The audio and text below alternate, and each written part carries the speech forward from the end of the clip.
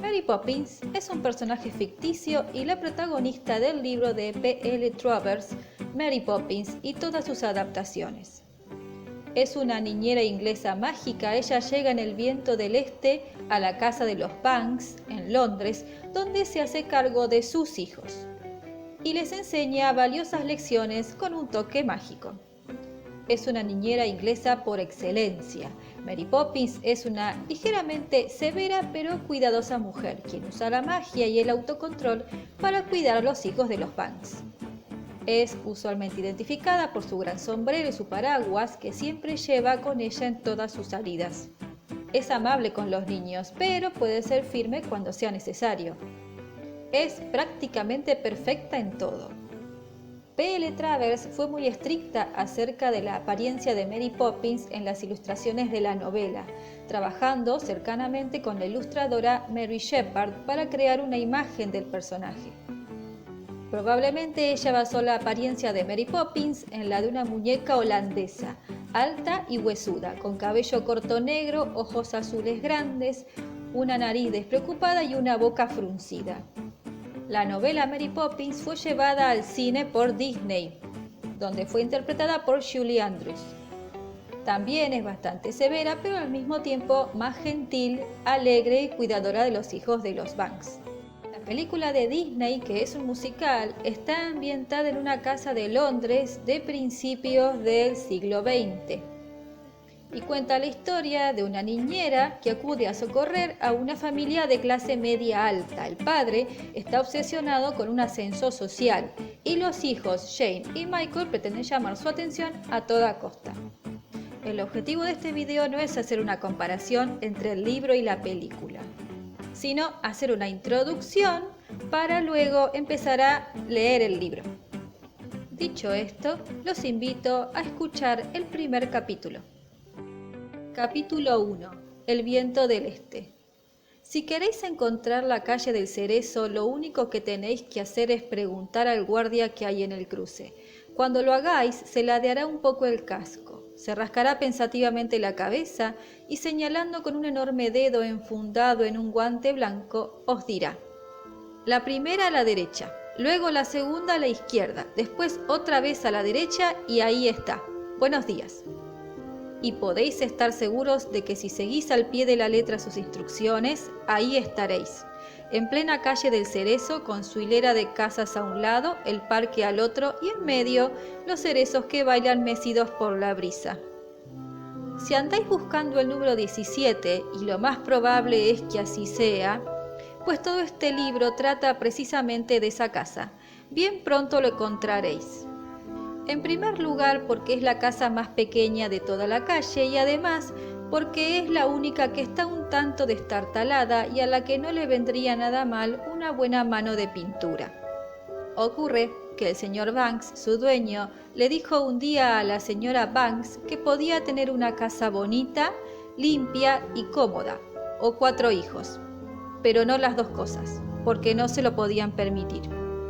Y la señora Banks, tras pensárselo un poco, llegó a la conclusión de que prefería tener a Jane, que era la mayor, a Michael, que era el siguiente, y a John y a Bárbara, que eran gemelos, y fueron los últimos en llegar. Así quedaron las cosas, y por eso los Banks se mudaron al número 17, junto con la señora Abril, para que se ocupara de hacerles las comidas, Ellen, para que pusiera la mesa, y Robertson Ay para que cortara el césped, limpiara los cuchillos, sacara brillo a los zapatos y, como solía decir el señor Banks, malgastara su tiempo y mi dinero. Y además, por supuesto, estaba Tata Katie, aunque la verdad es que no se merece salir en este libro, porque en la época de la que estoy hablando acababa de irse del número 17. Sin pedir permiso ni avisar, ¿qué voy a hacer ahora?, dijo la señora Banks. Poner un anuncio, cariño, dijo el señor Banks mientras se calzaba. Y por cierto, ya podía Robertson Ay irse también sin avisar, porque ha vuelto a limpiar una bota y la otra ni la ha tocado. Va a parecer que ando desnivelado. Eso no tiene ni la más mínima importancia, dijo la señora Banks. Aún no me has dicho qué voy a hacer con Tata Katie. No veo que puedas hacer gran cosa, dado que ha desaparecido, replicó el señor Banks. Pero de ser yo quien... bueno, Quiero decir que lo que yo haría sería mandar a alguien a que pusiera un anuncio en el Morning Star, diciendo que Jane y Michael y John y Barbara Banks, por no decir nada de su madre, necesitan la mejor niñera posible por el salario más bajo posible y que la necesitan ya. Luego me sentaría a esperar a que las niñeras fueran haciendo cola frente a la puerta de entrada y me enfadaría mucho con ellas por haber interrumpido el tráfico y haberme obligado a darle al guardia un chelín de propina por todas las molestias que le habían causado. Bueno, yo me tengo que ir. Caray, se hace más frío que en el polo. ¿De dónde sopla el viento? Y mientras lo decía, el señor Banks asomó la cabeza por la ventana y miró calle abajo en dirección a la esquina, donde se encontraba la casa del almirante Boone. Era la casa más imponente de la calle, y la calle entera se sentía muy orgullosa de ella, porque estaba construida igual que si fuera un barco. Tenía un mástil en el jardín y una veleta dorada en forma de catalejo en el tejado. «¡Ajá!», dijo el señor Banks, volviendo a meter rápidamente la cabeza. «El catalejo del almirante señala viento del este, justo lo que yo pensaba. Tengo el frío metido en los huesos. Me pondré 2 abrigos». Y tras besar distraídamente a la señora Banks en un lado de la nariz y decir adiós a los niños con la mano, se marchó a la City. La City era un lugar al que el señor Banks iba todos los días, excepto los domingos y los días de fiesta, por supuesto, y el tiempo que estaba ahí lo pasaba sentado en una gran silla, delante de una gran mesa de despacho, haciendo dinero. Se pasaba el día entero recortando peniques y chelines, medias coronas y monedas de 3 peniques, y cuando acababa se los traía a casa en una cartera negra. A veces les daba a Jane y a Michael algunas monedas para sus huchas, pero cuando no podía desprenderse de ninguna les decía: «El banco ha quebrado», y así se enteraban de que aquel día no había hecho mucho dinero. Así pues, el señor Banks se fue con su cartera negra, mientras que la señora Banks se metió en el salón y se pasó el resto del día escribiendo cartas a los periódicos, rogándoles que le enviaran cuanto antes algunas niñeras porque ella ya las estaba esperando. Entretanto, en el piso de arriba, Jane y Michael, asomados a la ventana del cuarto de los niños, se preguntaban quién vendría. Se alegraban de que Tata Katie se hubiera marchado, porque nunca les había caído bien. Era vieja y gorda, y siempre olía a agua de cebada. Cualquier cosa, pensaban, sería mejor que Tata Katie, e incluso mucho mejor. Cuando el sol comenzó a ponerse por detrás del parque, la señora Brill y Ellen subieron a darles la cena y a bañar a los gemelos. Después de cenar, Jane y Michael se quedaron sentados junto a la ventana para ver venir al señor Banks, mientras escuchaban el sonido que hacía el viento del este al soplar entre las ramas desnudas de los cerezos de la calle. Envueltos en penumbra, los árboles se retorcían y se doblaban, como si se hubieran vuelto locos y fueran a arrancarse de raíz de tanto bailar. «¡Ahí viene!», dijo Michael, señalando de pronto hacia una figura que había chocado contra la verja.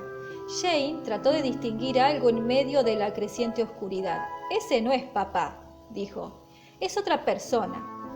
Zarandeada y doblada por la fuerza del viento, la figura levantó el pasador de la verja y entonces los niños vieron que se trataba de una mujer que iba sujetándose el sombrero con una mano y agarrando una bolsa con la otra. Mientras la observaban, Jane y Michael vieron ocurrir algo verdaderamente chocante. En cuanto aquella figura estuvo dentro del jardín, el viento pareció levantarla por el aire y lanzarla contra la puerta de la casa. Era como si después de haberla arrojado contra la verja, hubiera esperado a que la abriera para tomarla de nuevo en volandas y lanzarla, bolsa incluida, contra la puerta. Los niños, que no perdían detalle, oyeron un tremendo estruendo, y mientras la mujer aterrizaba, la casa entera se estremeció. «¡Qué cosa más rara! Nunca había visto nada igual», dijo Michael. «Vamos a ver quién es», dijo Jane, y agarrando a Michael del brazo, Le apartó de la ventana de un tirón y le arrastró por las habitaciones de los niños hasta llegar al descansillo. Desde allí siempre tenían una buena vista de todo lo que ocurría en el recibidor. Al cabo de un rato vieron salir a su madre del salón seguida de una visita. Jane y Michael alcanzaron a ver que la visita tenía el pelo negro y brillante, igualito que el de una muñeca holandesa de madera, dijo Jane en un susurro, y que era delgada, de manos y pies grandes y con unos ojos azules que parecían escrutarlo todo. Ya verá que son unos niños encantadores, estaba diciendo la señora Banks. Michael le dio un fuerte codazo a Jane en las costillas.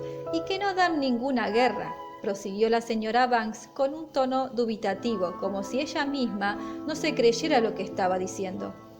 Oyeron cómo la visita daba un resoplido, dando a entender que ella tampoco se lo creía.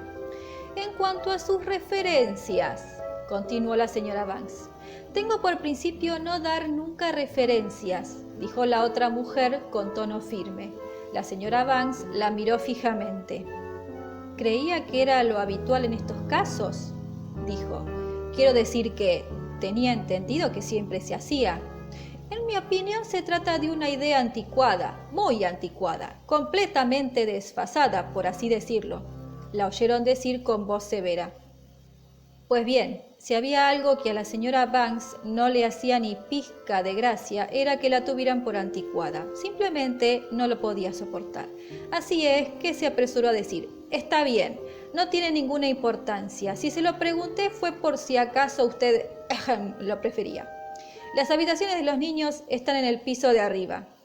Y abrió la marcha hacia las escaleras sin parar de hablar ni un solo instante. Y fue precisamente por eso por lo que la señora Banks no se dio cuenta de lo que ocurría a sus espaldas, pero Jane y Michael, que lo observaban todo desde el descansillo, pudieron ver con toda claridad una cosa increíble que hizo entonces la visita.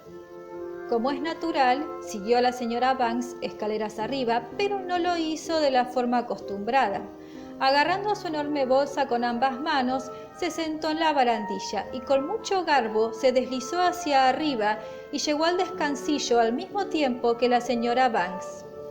Eso era algo, Jane y Michael estaban seguros de ello, que no se había visto nunca. Hacia abajo sí, ellos mismos lo habían hecho miles de veces, pero hacia arriba jamás. Se quedaron mirando con curiosidad a tan extraño visitante. Bien, entonces todo está arreglado, dijo la madre de los niños, dando un suspiro de alivio. Completamente, siempre y cuando, claro está, yo esté contenta, repuso la otra mujer, secándose a continuación la nariz con un gran pañuelo blanco y rojo. Pero niños, ¿qué hacéis ahí?, dijo la señora Banks, al advertir de pronto su presencia. Esta es Mary Poppins, vuestra nueva niñera. Jane, Michael, decid hola. Y estos, dijo, lanzando un saludo con la mano a la cuna donde estaban los bebés, son los gemelos. Mary Poppins los fue observando a todos de uno en uno, como si tratara de decidir si le gustaban o no. ¿Le valemos?, dijo Michael. Michael, no seas maleducado, dijo su madre. Mary Poppins siguió observando atentamente a los cuatro niños. Luego, con un sonoro y prolongado resoplido que parecía indicar que había tomado una decisión, dijo, me quedo con el puesto. Cualquiera hubiera dicho que nos estaba haciendo un gran honor, le dijo más tarde la señora Banks a su marido. Bueno, puede que sí, dijo el señor Banks asomando un instante la nariz por detrás del periódico para luego volver a retirarla de inmediato. En cuanto se fue su madre, Jane y Michael empezaron a arrimarse poco a poco a Mary Poppins, que permanecía quieta como una estatua y con los brazos cruzados. ¿Cómo has llegado hasta aquí?, preguntó Jane.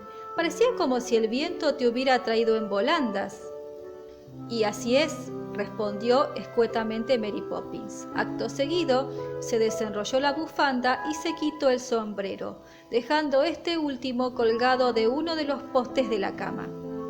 En vista de que Mary Poppins no parecía dispuesta a decir nada más al respecto, aunque no paraba de dar resoplidos, Jane decidió permanecer también en silencio. Pero cuando Mary Poppins se inclinó para deshacer su bolsa, Michael ya no pudo contenerse más. Vaya bolsa más rara, dijo, y acercándose a la bolsa le dio un pellizco. Es de alfombras, dijo Mary Poppins mientras metía la llave en la cerradura. ¿Quieres decir que es para llevar alfombras? No, que está hecha de alfombras. Ah, ya entiendo, dijo Michael, pero la verdad es que no entendía nada.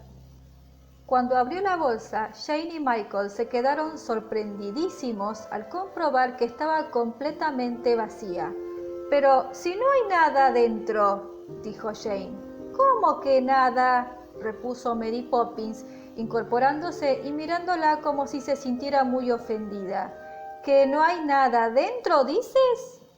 Y al momento sacó de la bolsa vacía un delantal blanco, todo almidonado, y se lo ató a la cintura. A continuación, extrajo una gran pastilla de jabón, un cepillo de dientes, un paquete de horquillas, un frasco de perfume, una pequeña butaca plegable y una caja de pastillas para la garganta.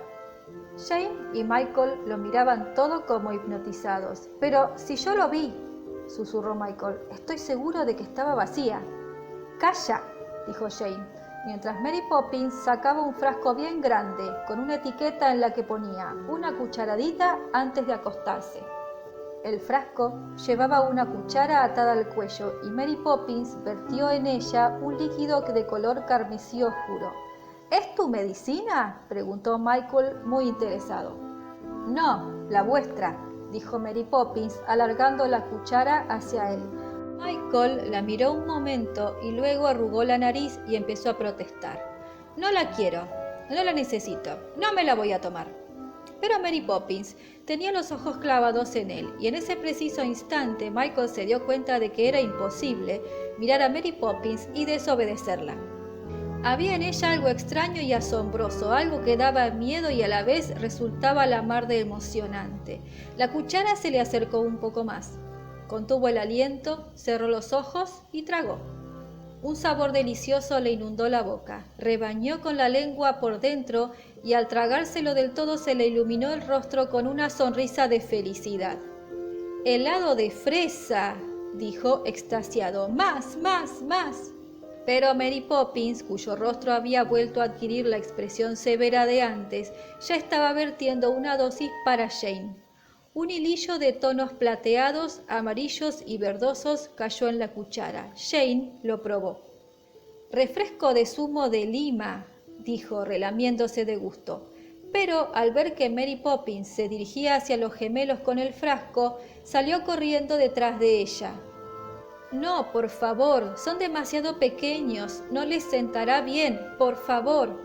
Mary Poppins, sin embargo, no la hizo ni caso, y mientras fulminaba a Jane con una mirada de advertencia, inclinó la cucharilla hacia la boca de John. El bebé la chupó con ansia y por las pocas gotas que cayeron en el babero, Jane y Michael adivinaron que esta vez la sustancia que había en la cuchara era leche. Le dio luego una ración a Bárbara, que se la tragó con un gorgoteo y rebañó 2 veces la cuchara. A continuación, Mary Poppins vertió otra dosis y con mucha solemnidad se la tomó ella misma. «Ponche de ron», dijo relamiéndose mientras ponía el tapón al frasco.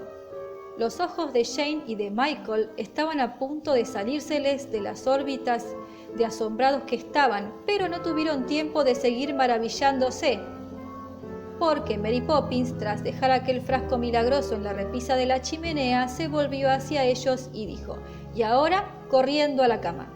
E inmediatamente empezó a desvestirlos. Le llamó mucho la atención que los mismos botones y corchetes que tanto se le resistían a Tata Katie, Mary Poppins conseguía que se desabrocharan casi solo con mirarlos. En menos de un minuto ya estaban metidos en la cama, observando a Mary Poppins a la tenue luz de la lamparilla mientras deshacía el resto de su equipaje. De la bolsa salieron 7 camisones de franela y 4 de algodón, un par de botas, un juego de dominó, 2 gorros de baño y un álbum de postales. Lo último en salir fue una cama plegable, mantas y edredón incluidos, que Mary Poppins desplegó entre las cunas de John y de Bárbara.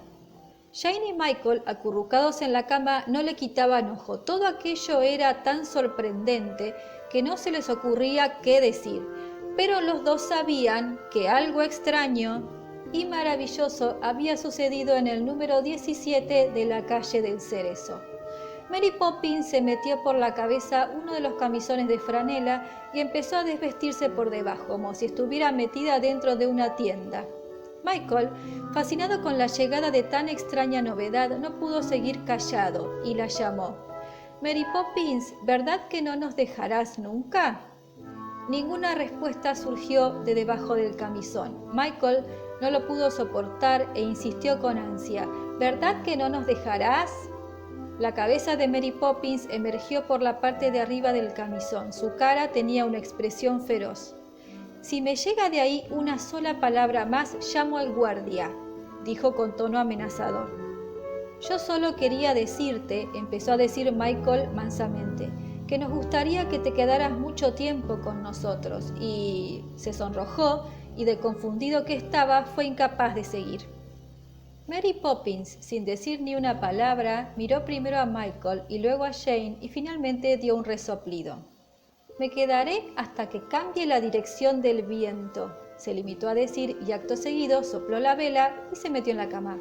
«Bueno, está bien», dijo Michael, hablando en parte para sí y en parte para Jane, pero Jane no le escuchaba. Estaba pensando en todo lo que había ocurrido y haciéndose un montón de preguntas. Así fue como Mary Poppins se quedó a vivir en el número 17 de la calle del Cerezo, y aunque a veces se echaban de menos los tiempos más tranquilos y corrientes cuando era Tata Katie quien llevaba la casa, en conjunto todo el mundo quedó contento con la llegada de Mary Poppins. El señor Banks estaba contento porque al venir por sus propios medios no había creado problemas de tráfico y así él no se había visto obligado a darle una propina al guardia. La señora Banks estaba contenta porque pudo contarles a todas sus amigas que su niñera estaba tan a la última que no creía que hubiera que dar referencias. La señora Brill y Ellen estaban contentas porque podían pasarse el día entero tomando té bien cargado en la cocina y no tenían que presidir las comidas de los niños. Y Robertson Ay también estaba contento porque Mary Poppins solo tenía un par de zapatos y además ella misma se los limpiaba. Pero nunca nadie supo qué era lo que Mary Poppins sentía porque Mary Poppins nunca le contaba nada a nadie.